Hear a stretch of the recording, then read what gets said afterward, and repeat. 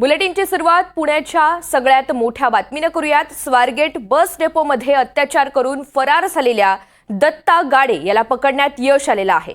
आरोपी गाडे हा त्याच्याच गुणाट या गावामध्ये लपून बसलेला होता। त्याला पकडण्यासाठी कालपासून 150 पोलिसांची फौज शोध घेत होती। उसाच्या शेतामध्ये ड्रोन सुद्धा तपास सुरू होता। अखेर रात्री 1च्या सुमारास गावामधील प्राध्यापक गणेश गवाणे यांनी गाडेला एका मैदानामधून जाताना पाहिलं। त्यावेळी आरडाओरड करत गवाणे यांनी गाडेला पकडून पोलिसांच्या ताब्यात दिले। पुणे पोलिसांनी आरोपीला अटक करून जेरबंद केलेला आहे। दरम्यान आरोपीची ससून रुग्णालयामध्ये वैद्यकीय तपासणी झालेली असून त्याला आज कोर्टामध्ये हजर करण्यात येईल। तर स्वारगेट प्रकरणामध्ये अतिशय मोठी घडामोड आहे। अत्याचार करून फरार झालेल्या दत्ता गाडे याला पकडण्यात यश आलेलं आहे। आरोपी गाडे हा त्याच्याच गुणाट या गावामध्ये लपून बसलेला होता। त्याच्या मागावर पोलिसांची अनेक पथकं ही तैनात होती।